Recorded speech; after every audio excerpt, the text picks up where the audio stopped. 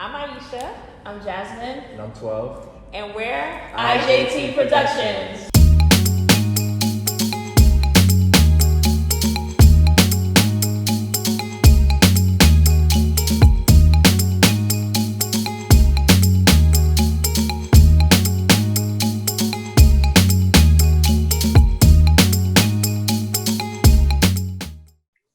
Hey everybody, welcome to another video from IJT Productions. And we're here today to celebrate Women's History Month, Women's Appreciation Month.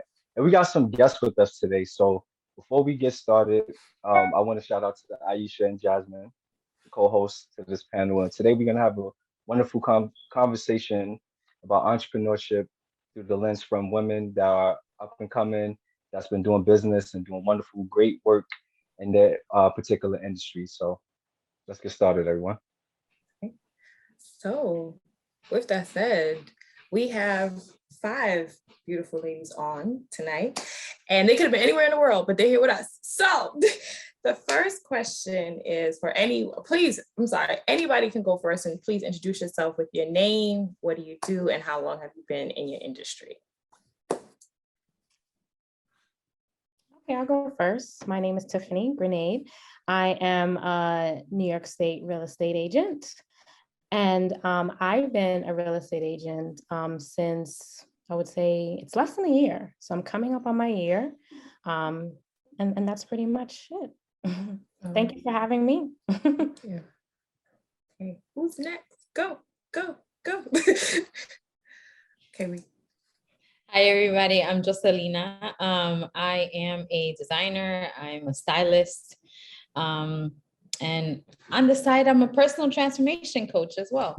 But I have been designing since as far as I can remember, pretty much since I was like about 6 or 7 years old. And now I have an online store. My urban collection launched in 2019. And here we are. Okay. Thank you. Good evening, everyone. God bless. My name is Gean. And for those who know, I am DJ's mom. Mm-hmm. I am an entrepreneur.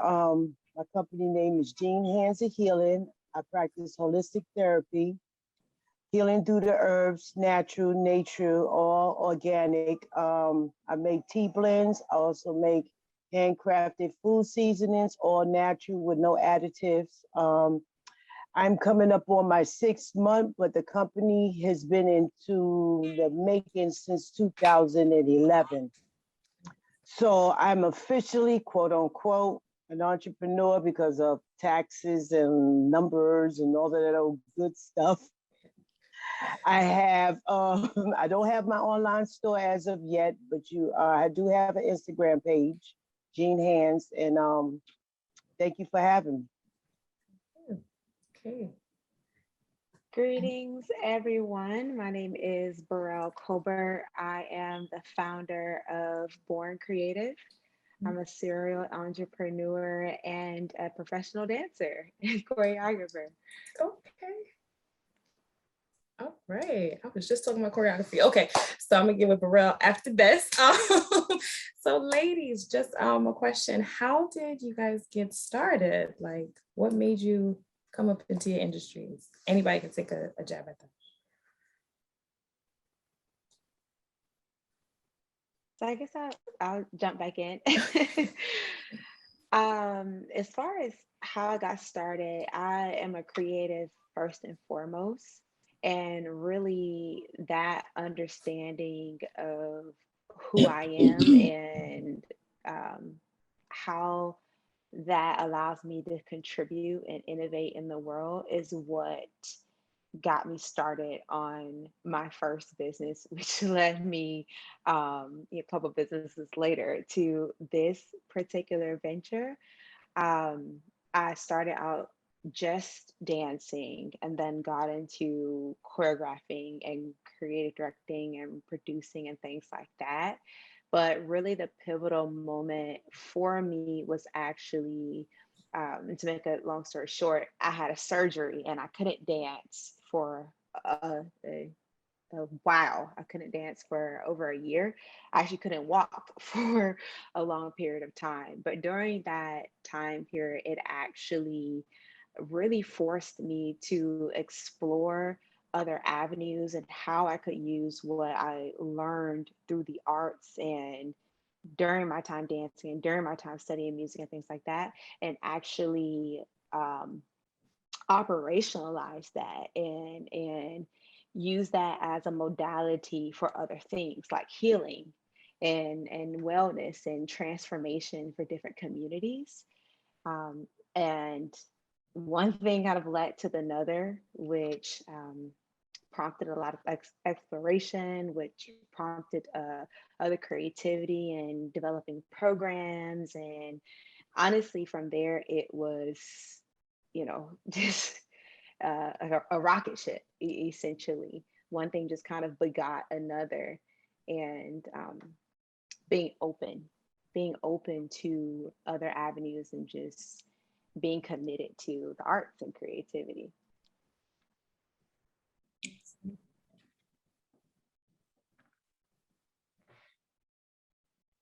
Hey, Beryl, that's very interesting how you came up on your second business, because it's very similar. So I see myself in that. I was a gymnast for the first quarter of my life, and I had an accident as I was really young. And at that time, I remember I was in camp and my mom came into my room and she kind of thought it was a little bit tomboyish or whatever. And I've always been able to draw since I've been able to pick up a pencil, right? And she left my first Vogue magazine on my bed. And I was freaking out because I used to be into comics. I used to design my own comics. I'm a Batman fan. So that's what I would live, breathe, study, right? Batman. And I came back in and I had a Vogue magazine on my bed. I was like, what is this? And why do I have it? What? And, she knew me too well, I guess, however mothers know their children.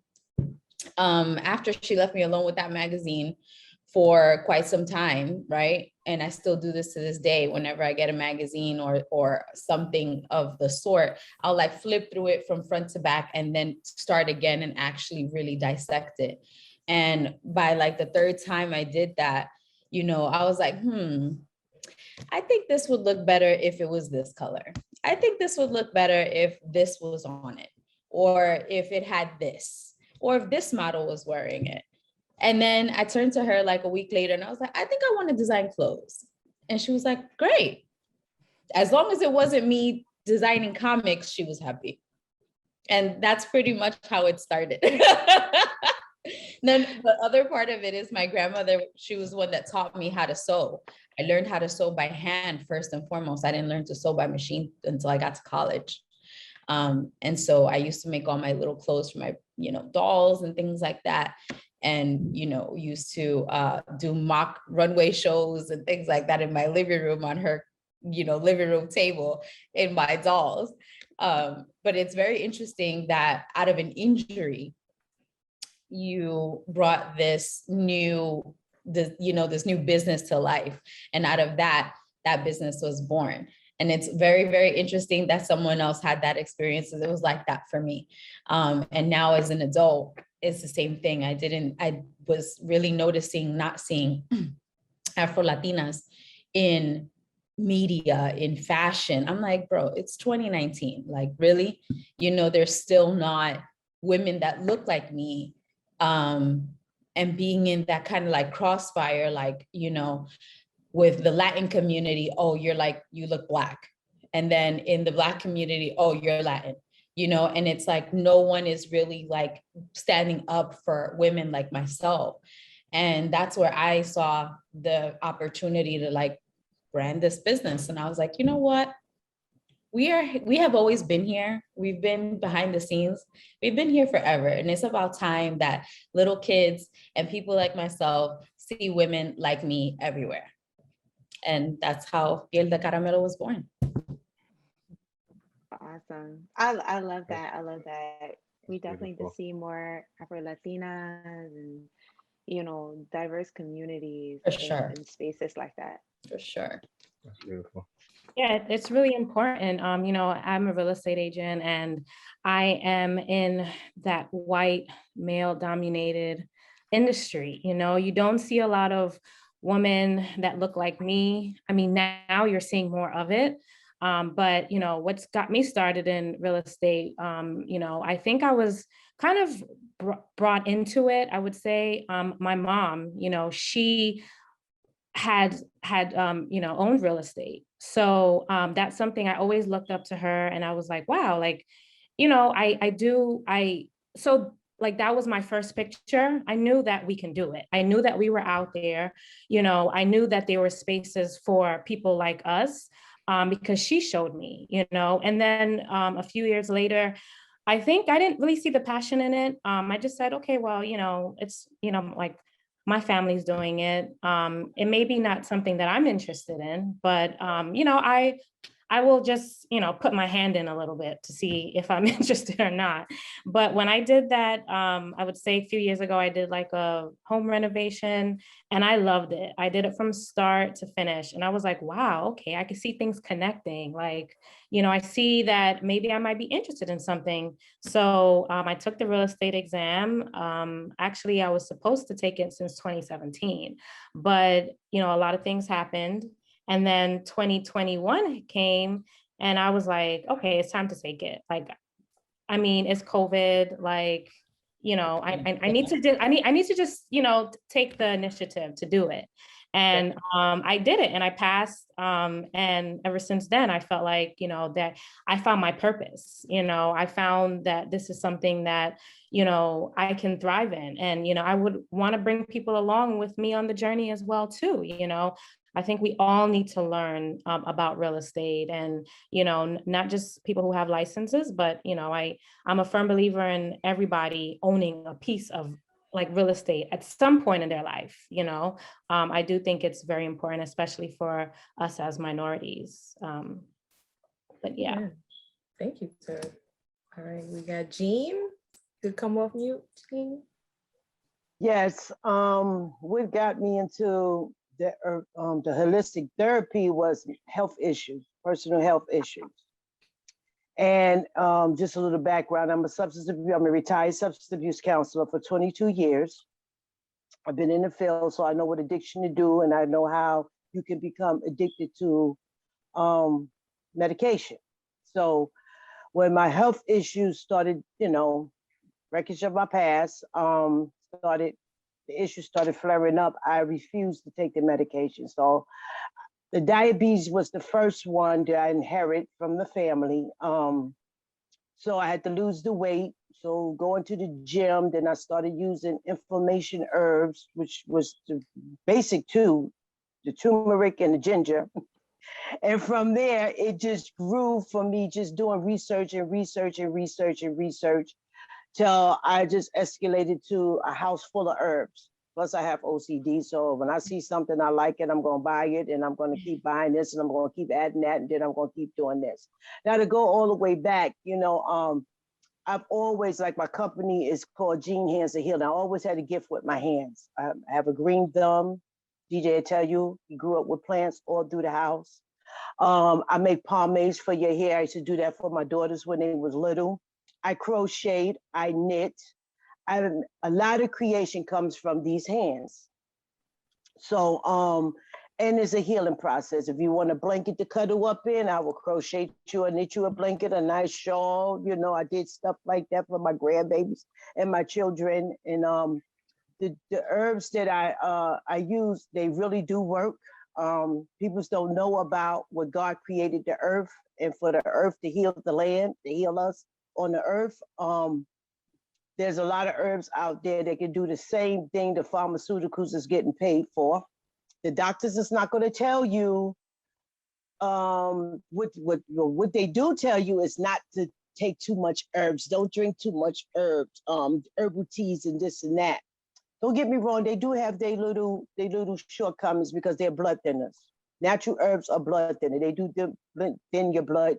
If you get cut, you will bleed, depending on how deep the wound is. Okay, so if you're going to have surgery, you got to abstain for a couple of weeks from drinking any type. I'm even talking about the bootleg ones they sell in the stores, and I call them bootleg. Did my research. I compared the herbs from tea bags to the herbs that I purchased. I will never buy a tea bag ever, and I've stopped buying tea bags years ago because you get dust. I've, like I said, through my research, I've learned so much about what the herbs can do for the body, from your mind, from your hair to your skin, to your blood, to your liver, your kidney, you name it, I got it in here. Okay, and it works. As a matter of fact, while I was sitting here, somebody just texted me. One of my customers' cousin just texted me from Atlanta. I don't even know who he is. He wants me to ship tea to him. God be the glory. You know, that's all I can do is give God the glory for that. I was sitting here listening, and then I'm like, really? You know, so I'm starting to get out there. Like I said, I've been here for 6 months. I've been doing the business for 6 months. And DJ really pushed me out there.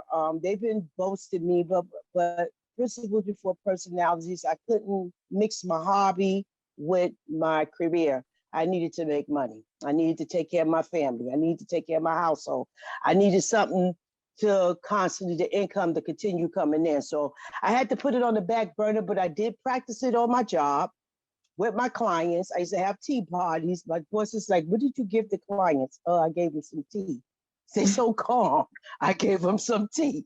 So we would have tea parties, and I would calm them as they detoxing off of whatever their drug of choice was, so I could be able to perform my job more efficiently, you know? So when I got down here, like I said, DJ pushed me through the limit last July, which gave me the courage, not that I didn't have the courage, but it gave me the kick to go ahead and put this application in at the farmer's market. And I put it in on a Monday, maybe a Tuesday, and by that Friday, I was accepted full-time vendor at the farmer's market down here in Lakeland, Florida, which is truly an honor. And then 3 weeks later, I got propositioned to go into Crunch Gym, and I sell my products in Crunch Gym. And then the new addition to it is now working in a supermarket, and I'm selling my products inside of a supermarket now. So that's how Gean Hands and Healing began. It was more of a personal hobby, more personal for my self-healing that I'm sharing with the world. Wow, that is so amazing and so inspiring. I'm gonna have to holler at you, okay, Gean, after this, okay? Because the girl's sick. But I have also the lovely Kelsey here. So Kelsey, we just wanted to know, how did you get started with your business, and how did you know that this was your purpose? So I know that there's a lot of women on here that do a lot of different things. And for me, specifically the nonprofit that I just recently launched, Repurposed by Kelsey, it wasn't really so much like, I wasn't like, oh, I feel this calling to like start a clothing store. Like I've never, and I'm really open about that whenever I talk to people about like the things that I'm doing now with my life. I was never like, oh, I really want to own a business, or, oh, I really want to like sell products or create products. Like I was never drawn to do that. I love performing. And before I really started pursuing that, I was a competitor in athletics. So I never, ever had the desire necessarily to have a business where I had to brand myself. And I still don't necessarily feel that type of passion. But for me, with Repurposed by Kelsey, it was more about providing a resource. It is an e-commerce site, and it technically is a thrift clothing store, but my vision for it long-term is more as a community, just inspiring not just women, but really anybody to find new purpose in anything. And for me, and this is another thing I emphasize, is I was never really a thrifter. I was never really like, I only buy secondhand. That wasn't even really my niche. For me, it was more growing up, I couldn't afford nicer things.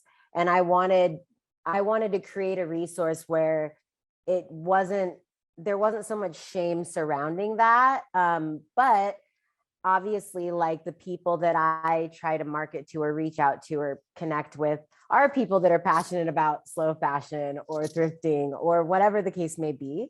So I think as far as Repurposed by Kelsey, it was definitely more just creating another option for people, not recreating anything, not starting anything that's not already kind of happening, but just creating another place for it, just creating another corner for it. And I think someone mentioned this before, but there's a place for, I think, anything we're passionate about. There's like a place out there, and if we haven't seen it, like we create that, we create the market, or we create that corner of it. And for me, it wasn't always about like, I want to start something new. It was just, I just want it to be more visible and for there to be more options for people. And that's really what kind of spurred me on to bringing it to life.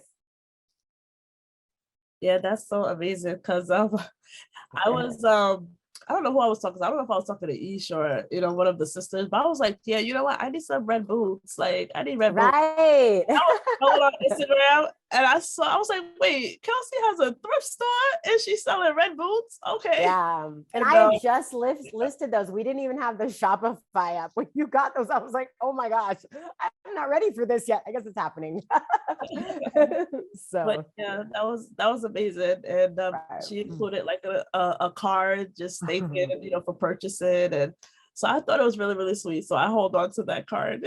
Oh, awesome. So the next question that we do have is for all you ladies, whoever wants to answer first, do you have any advice for entrepreneurs who want to start a business or are in their businesses, but they're losing hope? Like, what do you do for like motivation purposes to get you going? I'm gonna say, that's okay. I'm gonna say, as I guess the oldest on the line, and I'm starting out fairly, late in my age, and I'm 56. I ain't ashamed of my age. Never get discouraged. Keep pushing. Understand when one door closed, another one's open. Like I shared earlier, my children kept saying, "Oh, mommy, you need to you need to go into business and you need to sell your teas. You need to sell your teas." But I had to sit still and wait for the right time to sell it. And in that process, when you start feeling discouraged, because I have felt discouraged, like when I first started, I didn't think I was going to be successful. Just keep pushing forward. Keep pushing forward. You don't know what's going to happen if you stop doing it. So you got to stay consistent. Even in the bad days, you got to stay consistent. You don't let the bad days outweigh what God has in store for you, because you already know the enemy is downstairs and he's looking to block whatever success that God has ordained for you to have in your life. So you got to have keen discernment to know in which directions how to keep forward, not to submit to that discouragement. Be encouraged. Encourage yourself. Read your Bible. Go into prayer. Do meditation. Do self-healing processes. Get a buddy. Get a buddy. Get somebody to talk to. And don't just get any type of buddy. Get a buddy that's doing the same thing you're doing. That way you can bounce off one another. So when you feel that stagnation, just keep moving forward and keep pushing and just keep pushing. And it does pass. We have a saying, this too shall pass. It will pass. You will see your success. That's all I got. Well, thank you. Come on. I have to agree with her because one thing that, we hear a lot from, billionaires and, multimillionaires that have created more businesses than they've created more businesses than we'll see ever die, in our lifetime. And that's the consistent thing that we always hear is like, surround yourself with like people, and I can honestly say that at this point in my life, I'm really blessed that there isn't really too many friends in my social circle that don't have some type of business of their own going on, and I'm just so proud of that my circle is surrounded by like minds, whether we're in the same industries or we're in different industries, but we all support each other. Like Ish, she's models for me and she's one of my best friends, and it's like we have our best friend that is a jewelry designer, and she does so many amazing things. And she also models for me. And it's like, I have to be really, really fortunate and so grateful for them that out of the goodness of their heart, they do this for me. But no matter what I come out with, they're like literally the first ones in line to be there to support me. And they all have their own things going on. So my advice to someone starting out is exactly that, to surround yourself with like-minded people. Also to secure funds, first and foremost. It's one thing to be a dreamer and to hold on to your dreams and to go after your dreams, but it's another thing to be realistic about your dreams and, secure the bag before you start to secure the bag, and secure your funds first, secure a line of credit, go around businesses the right way, invest in cash value, life insurance, things like that will secure your assets way after the businesses die, way after you die, so that you are breaking for real generational curses and building generational wealth. Nice, thank you for sharing. And am I saying it Joselina? Joselina, am I saying that right? Joselina. Joselina? Okay, sorry. Joselina. Yeah, it's okay. Okay, I'm sorry. Yes, you have another supporter over here. Okay, girl. Okay, don't worry, I'll support you. I'm gonna go straight to your store after this. I feel like it's really interesting because, like, at least my age group, and I don't know everyone's age on here, but those articles you see, and they're really great and they mean well, I think. But those articles that are like 30 world changers under 30, or all the things you should be doing in your 20s. And I'm like, I'm literally in my 30s. This is not only not helpful to me, but discouraging. Is it too late? And I feel like for me, like, I constantly have to keep defining what success means for me.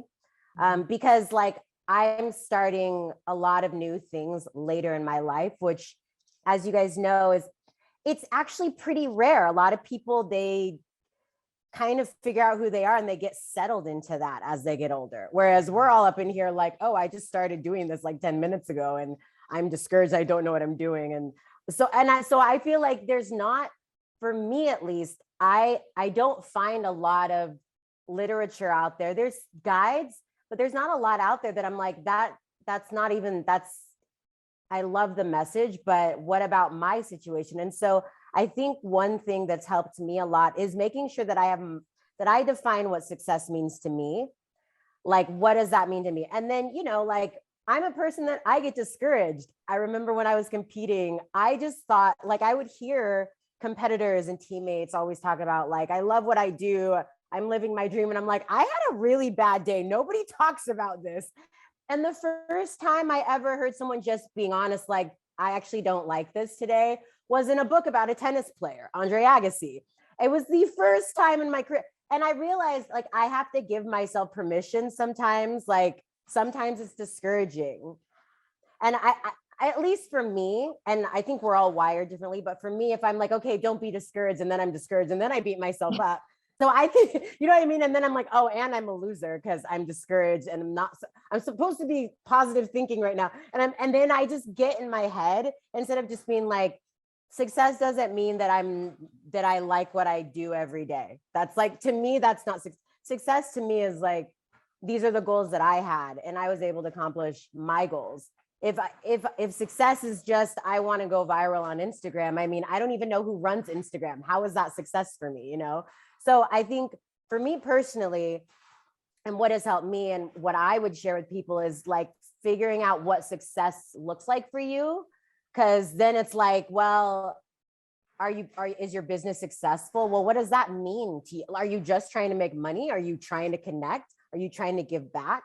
And then also just like accepting where you're at and like giving yourself grace, like giving yourself room to have off days. Like not every day, like I'm learning how to invest. I'm 36 and I'm learning how to invest.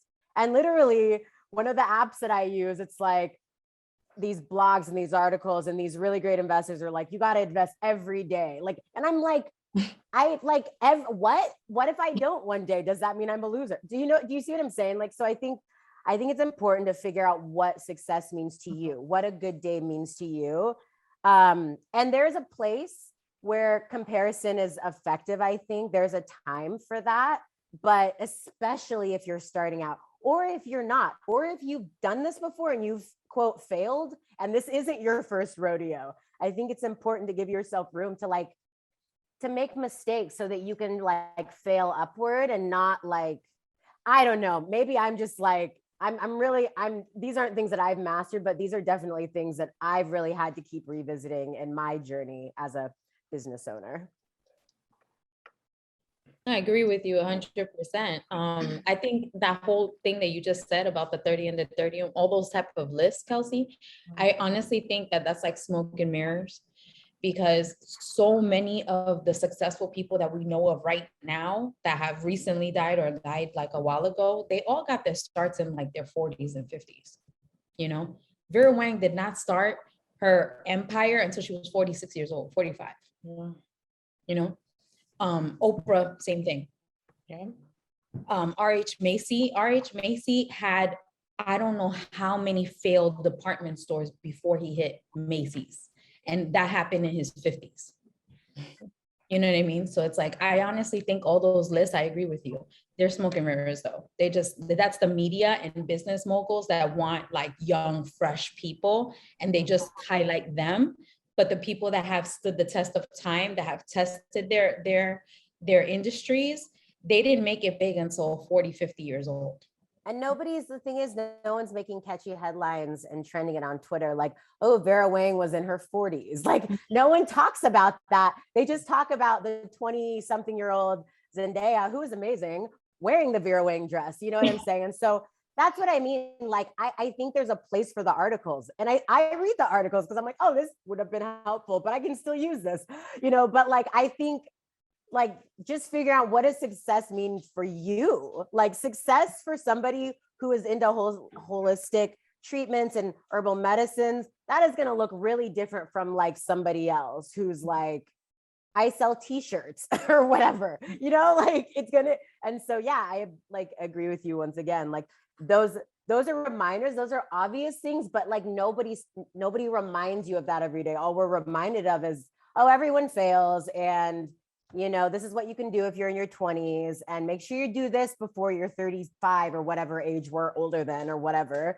you know. And I think so I feel like these panels and these conversations are so important because you have to remind yourself of those things, right? Mm-hmm. Like I forget those things constantly. Yeah. And there is nobody, especially as a minority, especially as a woman of color, nobody is there to remind you of these things like ever, you know? And so I think just the community that we're all a part of and what we're trying to do, those are things that we're going to have. I think, at least for me, those are things I have to revisit every day, right? And what you shared, like the details that nobody talks about, you know, very important, just so important. I think too, I'll kind of chime in to piggyback. One thing that I would definitely share is that entrepreneurship is not a linear path. It's very much a dynamic journey, right? So there are these ebbs and flows, and really understanding, kind of in another way to put that, is that it's not always about the fight. Sometimes it's about the finesse, right? There are periods of time where you're going to fight and you're going to press. And there's also periods of time where you have to figure out how to finesse it and move with grace and move through things that will allow you to curb burnout and to give yourself that space, as was mentioned earlier, to be able to pivot if you need to be able to rest if you need to be able to innovate.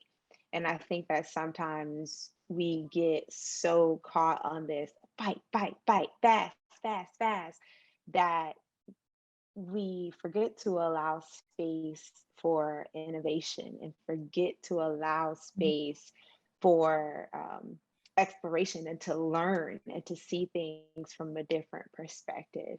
And secondly, what I would say is just vision. I'm such a proponent and just advocate and of a vision, vision, vision.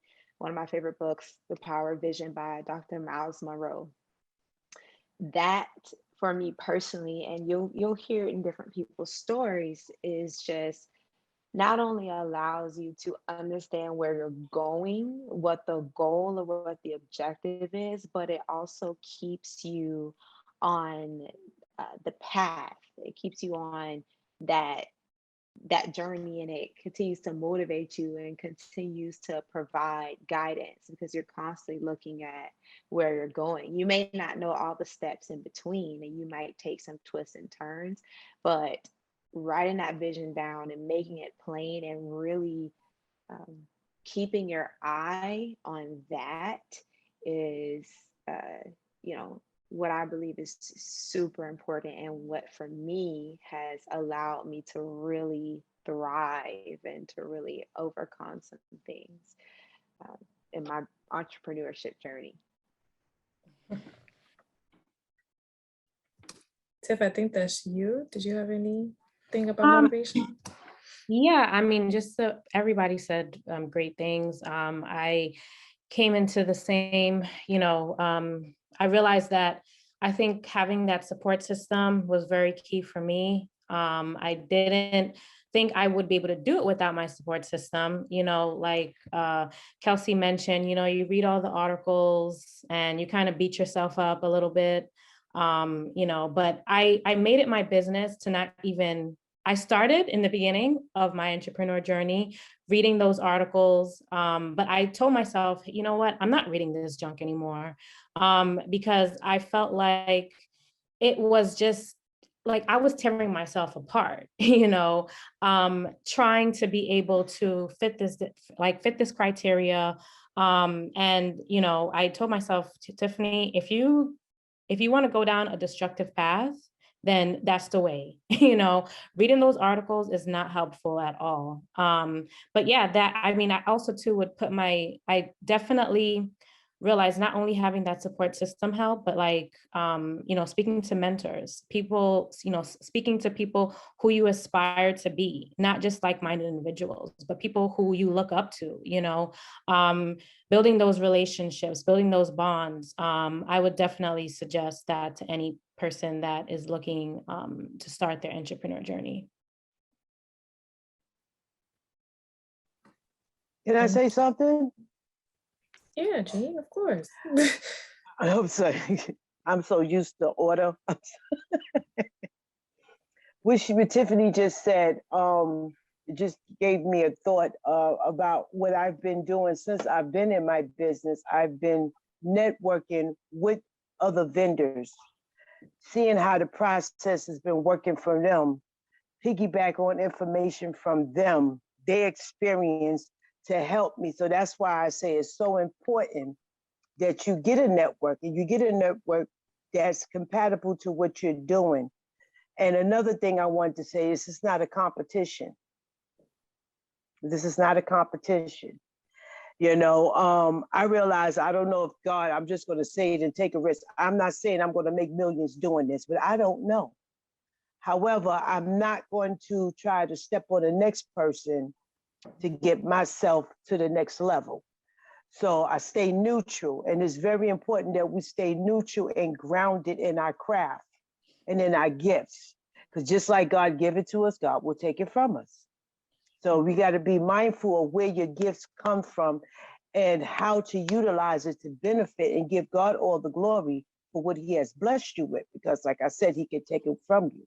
So it's very important that we stay neutral and humble in this process of being an entrepreneur, Black minority entrepreneurs. It's not about backbiting. It's not about character assassination. It's about uplifting each other.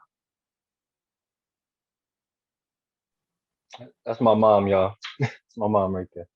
I wanted to ask you all a question. And I know I'm just listening to everything. I'm just sitting here like inspired and encouraged just seeing the different stories that you guys are sharing and shedding light on that. And I really appreciate everything you all are saying. So the question that I would like to ask is, I want to ask about your very first. I want you to tell me about your first sale or your first client or your first deal that you got closed, or the first service or opportunity that you got when you started your business. I want to start with Joselina. Can we start with you? Can you tell us about your first sale?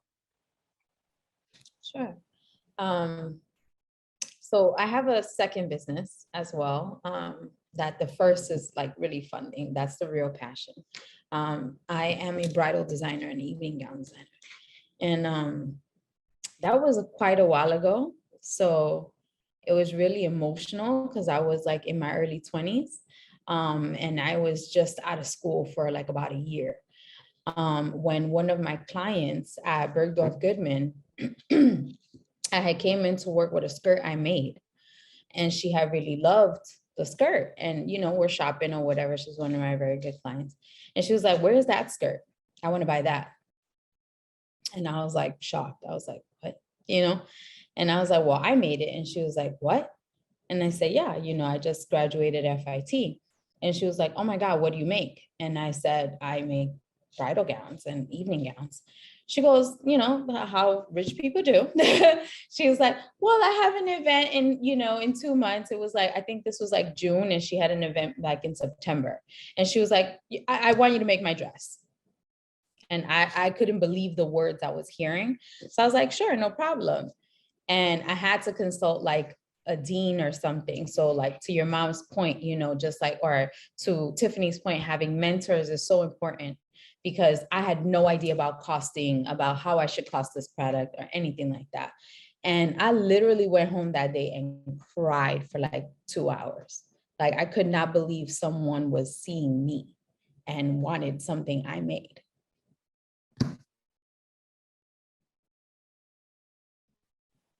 So I'm gonna pass it to Tiffany. Can you tell us about your first deal that you closed or home that you sold? Yeah, so it was in June. Like I said, I just started that. I've been a real estate less than a year.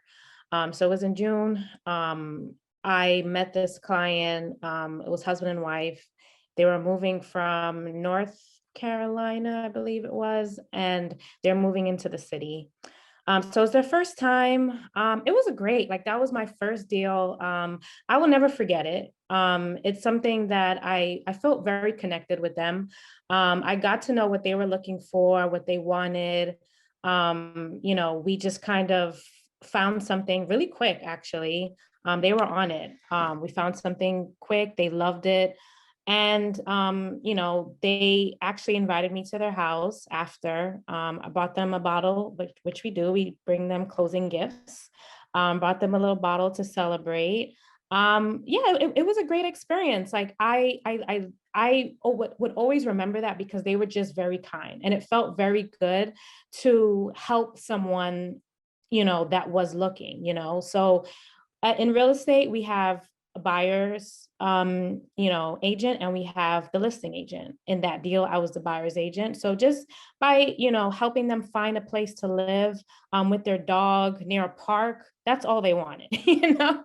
Not all the time you would get, you know, have those clients that are, you know, not as picky, but, you know, they were, you know, very special, and I will always hold a place for them in my heart. I actually reached out to them a few months ago just to make sure that everything was okay, which I always do. I always check on my clients after, just to make sure that, you know, everything has gone well, they're still happy. But yeah, I really would never forget that. So yeah. Beautiful. I'm gonna pass it to Burrell. Can you tell us about your first sale or your first client that you know, how did that all go for you? So I'll tell you, that's kind of a somewhat daunting question. I'll tell you guys about my first client, if you will, in my very first business, because really this is how Born Creative got started. um, and at that point in time, I was really solely focused on utilizing the arts to as a modality for wellness. So mental, physical, emotional, etc. wellness. And I developed a program. I had no blueprint, no connections, no nothing. I said, okay, this is what I want to do. I want to work with kids. I want to set this program on kids. I want them to experience real impact.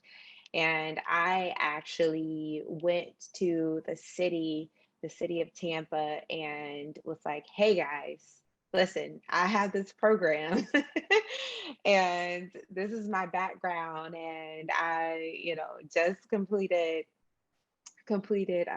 grad school, and this is what I want to do. And they said, we will give you a shot.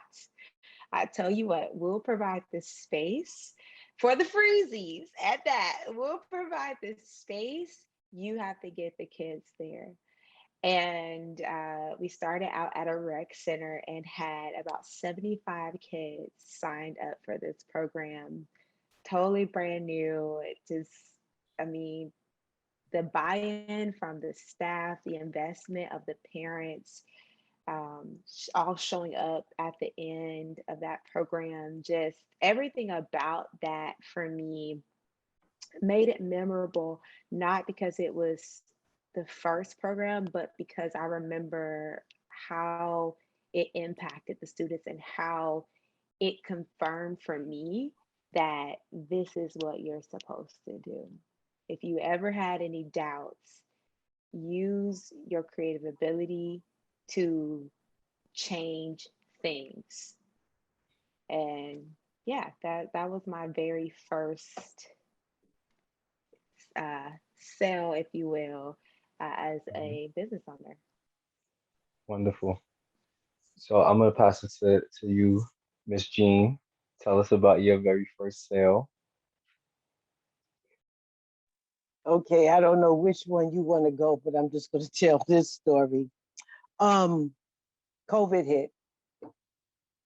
COVID hit in 2020.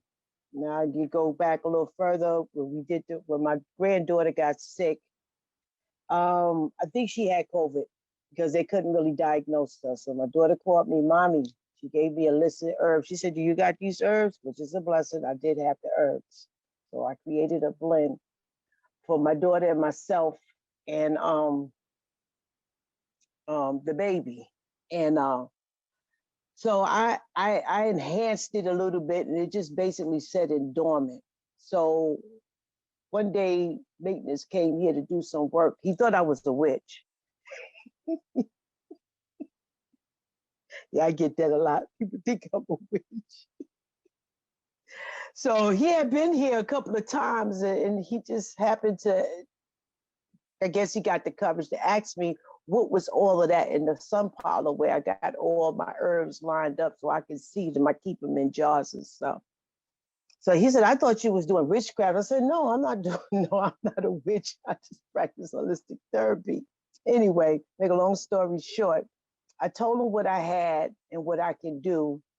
And he came back with his wife a week later in the middle of COVID 2020. And I was overwhelmed. What I did was I served them tea. I made a blend so they could sit down and they could taste it, because my teas are not like something you buy at the store. They're very unique and have a very unique taste to them as well. He was very receptive, and he passed the word on to the maintenance guys in my complex. So it was like, oh my God. And I can't express the feeling I experienced when they was asking me to make these blends for them. Could you make something like this? Could you make something like that? I didn't even have a price tag on none of my blends. So I was just coming off the top of my head. Okay, this is $10. It's $12. I didn't have no set pricing or anything like that. And second, so after that took place, I came to DJ's family's family reunion. So he said, "Mommy, bag your stuff up and bring your stuff." And I'm like, "Really? No, I don't think so." And he's like, "Mommy, bring your stuff, bring your teas, bring everything." So like I said, I brought the pomades, I brought the sugar scrubs, I brought the oils, I brought the teas, I brought the crocheting. I took and brought everything. So my husband thought I was going crazy. I said, "DJ said bring everything. So this is everything that I do." So I brought everything. And I sold just about everything. I was so amazed on how people was receptive to my products, not to mention that this is my ex-in-laws, but that's all that stuff is past tense with family. And they was very receptive too. They referred friends. And I have a customer that's in North Carolina that sister was at the family reunion that I sold the tea. And I'm like, wow. So I can never express the feeling. It's because it wasn't about the money. It was about my product, especially when they went crazy over my shawls. And I'm like, do they know how old these shawls? I just like to crochet because I have carpal tunnel. So I crochet to keep the exercising of my hands. So I would just make stuff and wash it and put it in plastic and store it. So I'm like, do they understand how old it is? But crochet never goes out of fashion neither. It never goes out of fashion. But like I said, it wasn't so much about the money that I made that weekend. It was about the fact that people were receptive to what I had to offer and they was willing to buy it. So that's what it's all about. It's about the quality of your work and people appreciate and understand what you put into your business. Beautiful. And last but not least, Kelsey, can you share with us your first experience of a sale or client or service? So I had like a really crazy, I have a lot of crazy first with launching this e-commerce business, but actually Jasmine was my first customer, which is so interesting because like literally, because I had just launched it. And what's hilarious, well, it's not hilarious at all actually, but I got in a car accident. So when I got the message, I can't remember if you had ordered it before my accident or if anyways, when I got the message, I was like literally not in Arizona. I had just gotten in a car accident, like within a few days and got COVID within a few days. So like my first ever sale with my business was extremely weighed with a lot of stressful things that happened like right around that time. So that was a really, really stressful couple of days, but she was my first customer. So that was cool. So I was like literally it had already been such a busy time, like just getting things going. And then I couldn't drive or talk for like 3 weeks. Well, couldn't drive for longer because my car was total, but my face was all swollen and I couldn't it was like a crazy couple of weeks. Wow. Well, we're glad you made it through your accident. Thank you for being here with us. And y'all all kind of went to the direction I was gonna go next, and that's why I kind of asked that question. Was because it wasn't necessarily about the money. It was more so I wanted to hear more about the sentimental value of it all, as well as the confirmation of, wow, okay, I could do this. Like Joselina said, somebody sees me, somebody recognizes something that I'm doing. Like Burrell said, with the just taking that leap. Like, I don't got everything all figured out, but I'm gonna try it out, and then everything just, follow you every step of the way. The parents and the opportunities, the doors are open. With my mom just going out there, like I literally told her, like, listen, just come over and sell your stuff, and that's even just that situation, like she kind of alluded to, that's my dad. You know, they both moved on and things like that. But just to have that support and just to not overlook those opportunities, because you never know who's gonna be in your corner, who's gonna be the customer, who's always gonna connect. So that's what was important, the sentimental value of it all, because I'm sure that when you guys get to a point where you may feel discouraged or you may get those thoughts in your head, sometimes when you go back to that memory, like I did that, you know, I'm able to do this. Like people see me, people recognize my work, people recognize my value. I do have a gift that can reignite that fire for you. So, you know, I want to pass it back to Aisha. We also want to be respectful of you, of y'all all the time. I know it's a Monday night, so you know people got things to do. So we want to be as respectful of your time as well. And we just want to thank you. So Aisha, if you want to ask the final question, then we could close after that. So good news, because that was the final question because of time. So I want to thank you ladies all for being with us for the Black Women's History Month. I know it's Women's Month, but if it's women of color, we want to thank you especially for entrepreneurship and your testimonies, your stories, your motivation, your sales, your trials and tribulations, and to inspire and encourage people who are doing entrepreneurship to keep going forward. And we want to thank y'all so much and continue to be inspiring, because y'all fed us. So I know you're going to feed our viewers as well. And just want to thank y'all so much. We're also going to, you know, do something special on our page to give you the guys shout outs for this month, okay, and beyond. But we love y'all for free, beloveds. And we want to thank our viewers so much for watching IJT Presents for women's entrepreneurship, women of color. We're out here. So thank you all so much. Have a great night. We hope you enjoy. Leave a comment, leave a message, let us know. Drop your business, put it in the bottom of the chat, YouTube, Instagram, we all over, we out here, and women are making money, making moves, and women empower women is everything. Thank y'all so much. Have a good night. Bye. Bye. Thank you so much for watching. Please share, subscribe, and like, comment. We appreciate you all, and thank you all for watching.